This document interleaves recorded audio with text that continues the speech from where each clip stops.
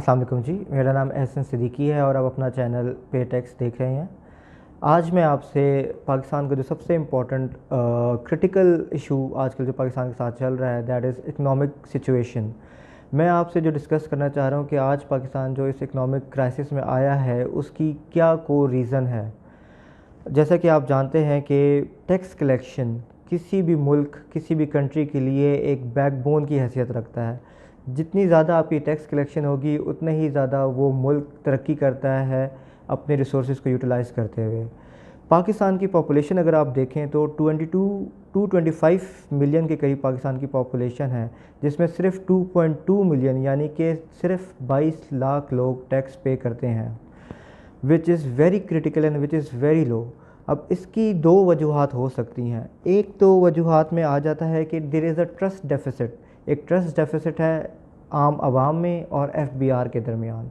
दूसरा जो आता है, एफबीआर जो है वो अपनी जो रिसोर्सेज हैं उनका इफ़ेक्टिव यूटिलाइजेशन नहीं कर पा रहा। एफबीआर ने पिछले अरसे में काफ़ी कोशिशें की हैं अपना जो सिस्टम है उसको अपग्रेड करके मैनुअल सिस्टम से ऑटोमाइजेशन की तरफ आ जाए, बट अनफॉर्चुनेटली उस ऑटोमाइजेशन से इन्होंने नंबर ऑफ़ टैक्स पेयर्स और उनका डाटा तो बढ़ा लिया। एफबीआर ने पिछले कुछ अरसे में बहुत ज़्यादा कोशिशें की हैं अपने मैनुअल सिस्टम से ऑटोमाइजेशन की तरफ आने में, जिसकी वजह से जो पोटेंशियल टैक्स पेयर्स हैं उनको अपने टैक्स ब्रैकेट में लेकर आया जा सके, और वो काफ़ी हद तक उस पर कामयाब भी हो चुके हैं।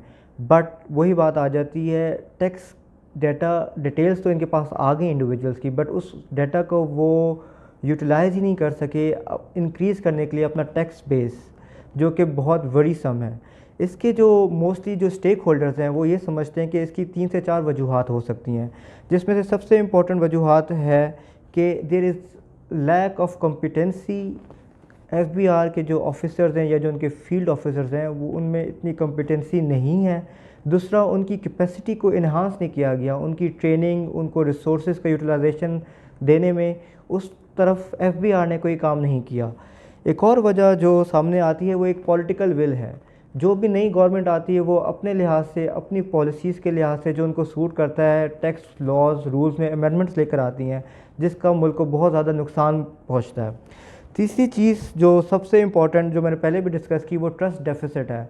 अवाम और एफबीआर में बिल्कुल भी ट्रस्ट नहीं है। वो अब अवाम अभी भी ये समझती है कि एफबीआर ऐसा इदारा है जहाँ पे बहुत ज़्यादा माल प्रैक्टिसेस हैं, करप्शन है, जिसकी वजह से लोग टैक्स देने की तरफ आते नहीं। चौथी अहम वजह यह है कि जो एफबीआर का इदारा है वो ब्रॉडनिंग टैक्स अप्रोच यूटिलाइज़ नहीं कर रहा, वो डीपनिंग टैक्स अप्रोच यूटिलाइज़ कर रहा है। अगर मैं आपको ब्रॉडनिंग और डीपनिंग में फ़र्क बताऊं, ब्रॉडनिंग टैक्स बेस होता है कि आपने अपने नंबर ऑफ़ टैक्स पेयर्स को बढ़ाना है, और डीपनिंग अप्रोच ये होती है कि जो एग्जिस्टिंग टैक्स पेयर्स हैं उन पे और ज़्यादा टैक्स लगा दें, बेशक डायरेक्टली लगाएं, इनडायरेक्टली लगाएं, जिसकी वजह से वो टैक्स पेयर ऑलरेडी इतना बर्डनाइज हो जाता है कि वो एग्जिस्टिंग टैक्स देने से भागना शुरू कर देता है। तो एफबीआर को ब्रॉडनिंग टैक्स अप्रोच लेनी चाहिए डीपनिंग के अलावा। ये एक बहुत मेजर इशू है जिसकी वजह से अभी हम इस दहाने पे खड़े हैं, और आज भी हम आईएमएफ की तरफ देख रहे हैं कि हमें लोन दिया जाए। इसके साथ ही मैं आज का अपना सेशन क्लोज करूँगा और नेक्स्ट सेशन में इंशाल्लाह आपसे मुलाकात होगी। Thank you so much, keep watching my channel.